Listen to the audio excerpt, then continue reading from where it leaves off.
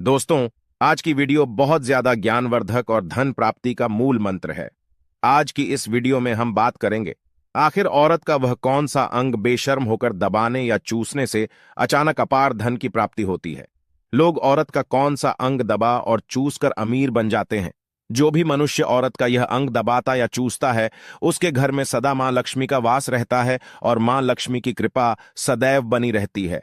तो दोस्तों, आज की इस वीडियो में हम बताएंगे औरत का वह कौन सा अंग जिसे हर पुरुष को दबाना या चूसना चाहिए। नमस्कार दोस्तों, आप सभी का स्वागत है आज की इस बेहद ही ज्ञानवर्धक जानकारी भरी वीडियो में। दोस्तों, आपको पता चल ही गया होगा कि आज की वीडियो में हम क्या सीखने जा रहे हैं। दोस्तों, चैनल को सब्सक्राइब करें और हर हर महादेव लिखना ना भूले। साथ ही इस वीडियो को जो लाइक और सब्सक्राइब करें, लक्ष्मी मां उसके घर पर सदा कृपा दृष्टि बनाए रखें। दोस्तों, एक बार की बात है, एक गांव में शिव नाम का व्यक्ति रहता था। वह अपनी पत्नी से बहुत ज्यादा परेशान था, क्योंकि उसकी पत्नी बात बात पर हमेशा उसे ताना मारा करती थी। तुम्हारे पास है ही क्या, घर में खाने तक को कुछ नहीं है। दोस्तों, उसके घर में बिल्कुल कंगाली छा गई थी। एक भी रुपया नहीं था और उसके घर में खाने के लिए अन्न का एक दाना तक नहीं था। दोस्तों, एक तो घर में खाना नहीं, ऊपर से पत्नी का ताना। वह बहुत परेशान हो गया। उसे समझ नहीं आ रहा था मैं क्या करूं। एक दिन की बात है, शिव अपने घर से एक सुनसान रास्ते पर निकल गया। वह उस सुनसान रास्ते पर चल ही रहा था कि उसे एक साधु तपस्या करते हुए दिखाई दिए। वह उनके पास जाकर बैठ गया। जब साधु ने अपना तप खत्म किया तो शिव उनके सामने रोने लगा। साधु ने शिव से कहा, पुत्र, तुम्हें क्या दिक्कत है? तुम क्यों रो रहे हो? आखिर तुम्हें क्या परेशानी है? तब शिव ने साधु महाराज से कहा, हे महाराज, मेरी एक पत्नी है जो कि मुझे रोजाना ताना मारती है। मैं गरीब हूं तो मैं क्या करूं? कितना भी कुछ कर लूं लेकिन धन कमा ही नहीं पाता हूं। अभी तक एक छोटा सा धंधा था, वह भी पत्नी के क्लेश की वजह से चौपट हो गया। वह दिन रात मुझसे झगड़ा करती है। अब तो मैं दाने दाने के लिए परेशान हो गया हूं।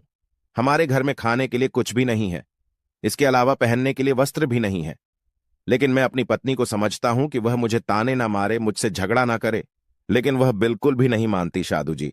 इसी वजह से मैं बहुत ज्यादा परेशान हूं। इसी वजह से मैं घर छोड़कर यहां आया हूं। वह साधु जी कहते हैं, रो मत बेटा, मैं तुम्हें यह काम बताने जा रहा हूं। तुम्हें औरत का सिर्फ यह अंग बेशर्म होकर कर दबा या चूस लेना है। अचानक तुम्हारे घर में धन की प्राप्ति हो जाएगी। तुम देखते ही देखते अमीर बन जाओगे। साधु जी कहते हैं, जो भी पुरुष औरतों का यह अंग दबाता या चूसता है, उसके घर में कभी भी धन की कमी नहीं रहती है और ना ही उसके घर में लड़ाई होती है, या जो भी व्यापार करता है उसमें हमेशा तरक्की होती है।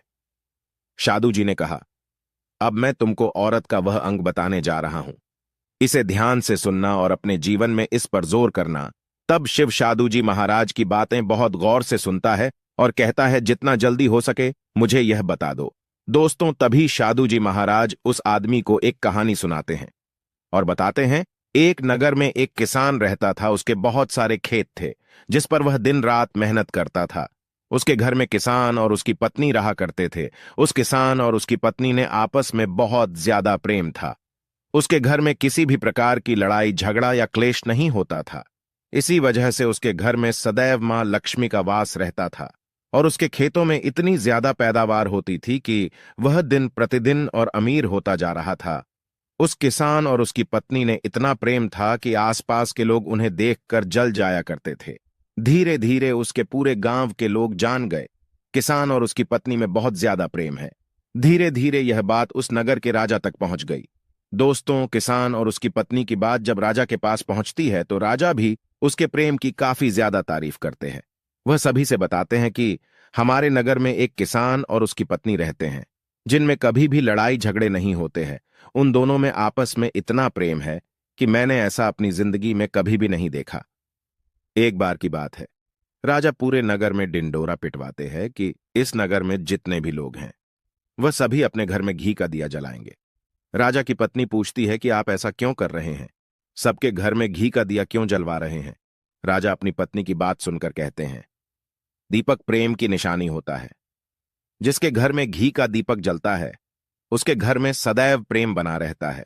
और मैं चाहता हूं कि जो प्रेम किसान और उसकी पत्नी के घर में है वह हमारे पूरे नगर में रहे पति और पत्नी के बीच। इसीलिए मैं हर घर में दीपक जलवाना चाहता हूं। दोस्तों, राजा के सैनिक जाते हैं और हर जगह नगर में ढोंढी पीट देते हैं और कहते हैं सभी के घर में रात भर घी का दीपक जलाना चाहिए। दोस्तों, राजा की बात मानकर सभी नगरवासी अपने घर में दीपक जला देते हैं। लेकिन जैसे ही आधी रात होती है, सभी के घर के दीपक बुझ जाते हैं, लेकिन किसान के घर का दीपक वैसे ही जलता रहता है। दोस्तों, दीपक हमेशा किसान की पत्नी जलाती थी, लेकिन उसकी बात नहीं मानती थी। वह हमेशा अपनी मनमानी करती थी। उसका जो भी मन करता था वह वही काम करती थी।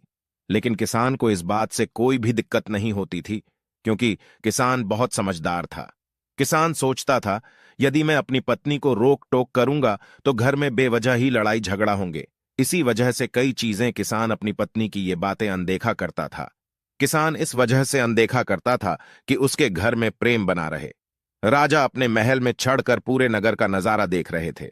उन्होंने देखा कि सारे नगर में किसी के घर में दीपक नहीं चल रहा है, लेकिन किसान के घर में दीपक जल रहा है।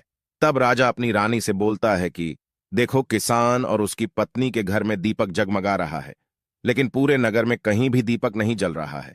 इसी से पता लगता है कि किसान और उसकी पत्नी में कितना प्रेम है।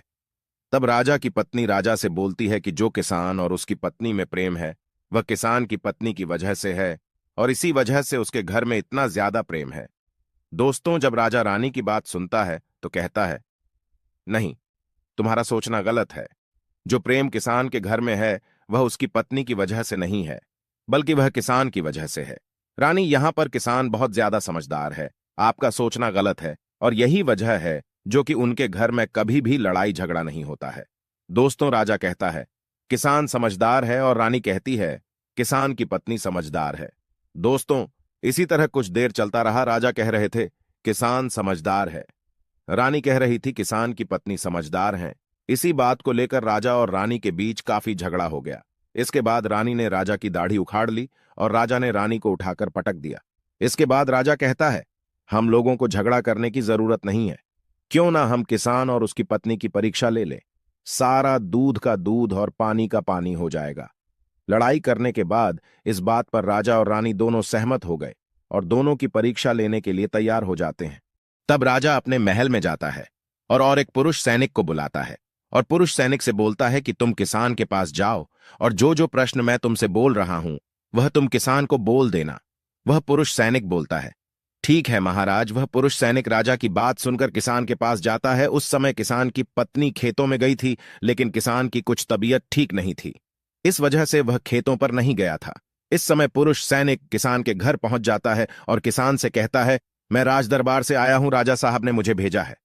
दोस्तों, किसान कहता है, बताइए मैं आपकी क्या सेवा कर सकता हूं। आप बैठ जाइए, मैं आपके लिए पानी लेकर आता हूं।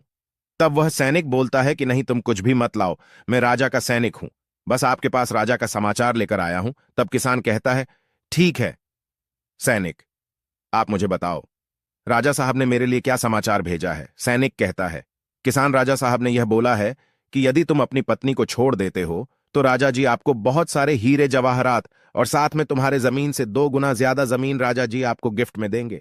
इसके अलावा राजमहल का आधा हिस्सा भी आपको दिया जाएगा। लेकिन जो किसान ने जवाब दिया वह सुनने लायक। हे किसान ने कहा, राजा जी अपना पूरा राजमहल मुझे क्यों ना दे दे, लेकिन मैं अपनी पत्नी को नहीं छोड़ूंगा। जाओ और अपने राजा से कह दो किसान ने ऐसा कहा है। सैनिक जाता है और राजा को सारी बातें बताता है। इस समय रानी वहां पर सैनिक की बात सुन रही थी। सुनने के बाद रानी ने कहा, आपने किसान की तो परीक्षा ले ली, लेकिन किसान की पत्नी की परीक्षा नहीं ली है। इस तरह से हम कैसे पता कर सकते हैं कि कौन समझदार है। इसके बाद रानी ने कहा, अब मैं भी किसान की पत्नी की परीक्षा लेना चाहती हूं। जब दोनों की परीक्षा हो जाएगी तभी पता चलेगा कि कौन समझदार है। फिर रानी ने भी एक सैनिक बुलाया और कहा कि मेरी बात किसान की पत्नी को बोलना और याद रखना, यह बात तभी बताना जब किसान वहां पर ना हो। सैनिक ने पूछा कि रानी क्या बात बतानी है, वह तो बताओ। तो रानी ने सैनिक को सारी बात बता दी। सैनिक किसान के घर जाता है और उसके घर में आवाज लगाता है तो उसके घर से किसान की पत्नी निकलकर आती है और कहती है, बताओ क्या हुआ, क्यों ढिंढोरा पीट रहे हो। तो सैनिक ने कहा कि राजमहल से आया हूं, मुझे रानी ने भेजा है। किसान की पत्नी ने कहा, बताओ किस लिए आए हो। तब सैनिक ने कहा, रानी ने बोला है, यदि तुम अपने पति किसान को मार देती हो तो आपको बहुत सारे हीरे जवाहरात रानी आपको देंगी और साथ में राजमहल का आधा हिस्सा भी आपको मिलेगा। इसके अलावा जितनी भी आपकी जमीन है वह तो आपकी रहेगी ही, लेकिन उसकी 2 गुना जमीन भी रानी आपको देगी। ये बात सुनकर किसान की पत्नी तैयार हो जाती है। कहती है, ठीक है, यदि मुझे इतना कुछ रानी साहिबा देंगी तो मुझे मंजूर है, मैं अपने पति को मार दूंगी। तब सैनिक पूछता है कि रानी को कैसे पता चलेगा कि आपने अपने पति को मार दिया है। तभी किसान की पत्नी बोलती है, मेरे घर में जो दीपक जल रहा है, जब मैं किसान को मार दूंगी तो उसे बुझा दूंगी, तभी आपको पता चल जाएगा कि मैंने किसान को मार दिया है। अब सैनिक किसान की पत्नी की बात सुनकर राजमहल जाता है और रानी को सारी बात बताता है। किसान की पत्नी की बात सुनकर रानी बहुत अचंभित हो जाती है। राजा और रानी को स्त्री जात से नफरत होने लगती है। उसी समय राजा अपने नगर के सभी लोगों को बुलाता है और कहता है कि मैं चाहता हूं कि मेरे और मेरी पत्नी की वजह से किसान की जान न जाए। तुम लोग ऐसा करो, उस किसान के घर जाओ और सारी बातें बता दो और उस किसान को बचा लो, वरना किसान की पत्नी उसे मार देगी। इधर सैनिक किसान के घर जाते हैं और सोचते हैं कि किसान की पत्नी किसान को रात में मारेगी और दिया बुझाएगी। इससे पहले ही हम किसान के घर में पहुंच जाते हैं और किसान को बचा लेते हैं। दोस्तों, जैसे ही राजा के सैनिक किसान के घर पहुंचते हैं तो देखते हैं कि किसान तो मरा पड़ा हुआ है। तो सैनिक किसान की पत्नी से बोलते हैं कि तुमको तो किसान को रात में मारने के लिए बोला गया था, लेकिन आपने अभी किसान को क्यों मार दिया? तब वह किसान की पत्नी बोलती है कि किसान को तो मुझे मारना ही था, रात में तो मुझे सिर्फ दिया ही बुझाना था, इसलिए किसान को तो मैंने दिन में ही मार दिया है। सभी सैनिक तुरंत ही किसान के घर से दौड़े दौड़े जाते हैं और राजा रानी को सारी बातें बताते हैं। राजा और रानी क्रोध से आगबबूला हो जाते हैं। इसके बाद राजा और रानी किसान की पत्नी को बंदी बनाकर लाने के लिए अपने सैनिक से कहते हैं। सैनिक जाते हैं, किसान की पत्नी को बंदी बनाकर ले आते हैं। राजा किसान की पत्नी से पूछता है, ऐसा तुमने क्यों किया? तुम लालची औरत हो, तुम्हें पैसों से प्यार है। तभी किसान की पत्नी ने जवाब दिया और बताया कि मुझे तो किसान को पहले ही मारना था, वह तो मैं कोई बहाना ढूंढ रही थी, क्योंकि किसान की आदत बहुत खराब थी, वह मेरे साथ बहुत खराब व्यवहार किया करता था। तो राजा ने कहा, ऐसा क्या करता था किसान? तो किसान की पत्नी ने जवाब दिया, वह मेरे नाक का ऊपरी हिस्सा अपनी उंगली से हमेशा दबाया करते थे। इसके अलावा किसान एक काम और मेरे साथ करता था, वह किसान मेरे कान का पिछला हिस्सा अक्सर अपनी जीभ से स्पर्श किया करता था। राजा ने पूछा, यह बताओ, जब आप लोग गरीब थे तब क्या किसान आपके साथ यह काम करता था? तो किसान की पत्नी बोलती है, नहीं महाराज, तब ऐसा नहीं करता था। तब राजा ने कहा, मैं समझ गया कि किसान ऐसा क्यों करता था। उसी समय शादू जी ने शिव से पूछा, तुम्हें कुछ समझ में आया औरत का कौन सा अंग दबाने तथा चूसने से लोगों को अचानक धन की प्राप्ति होती है? तो शिव ने कहा है, शादू जी, मुझे अभी समझ में नहीं आया। तभी शादू जी कहते हैं, अगर अभी समझ नहीं आया तो मैं फिर से आपको बताता हूं। किसान अपनी पत्नी के साथ पहला काम करता था, वह है उसके नाक के ऊपरी हिस्से को अपने उंगली से दबाता था। तो जिस भी मनुष्य के घर में पैसों की किल्लत है, उसे अपनी उंगली से औरत के नाक के ऊपरी हिस्से को जरूर दबाना चाहिए। दोस्तों, औरत के नाक के ऊपरी हिस्से को बहुत शुभ माना जाता है। इसी वजह से जो यह काम करता है वह हमेशा धनवान पुरुष बन जाता है। दूसरा काम है, जो भी पुरुष औरत के कान का पिछला हिस्सा अपने जीभ से स्पर्श करता है, उसके किस्मत के द्वार खुल जाते हैं, उसे अचानक धन की प्राप्ति होती है। ऐसा इसलिए होता है क्योंकि औरत के कान के पिछले हिस्से में माता लक्ष्मी का वास होता है। जब आप ऐसा करते हैं तो माता लक्ष्मी आपसे प्रसन्न हो जाती है और आपको अपार धन देती है। और आपने एक बात तो जरूर सुनी होगी, औरतें माता लक्ष्मी का रूप मानी जाती हैं। इसी वजह है इस संसार में जो भी मनुष्य यह दो पवित्र काम करता है, उसका घर धन से भर जाता है, जो कि इस कहानी में किसान भी अपनी पत्नी के साथ करता था।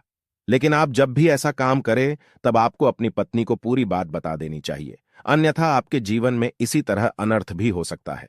दोस्तों, आज का ज्ञानवर्धक वीडियो कैसा लगा कमेंट करके जरूर बताएं और हां, कमेंट में हर हर महादेव लिखना ना भूलें।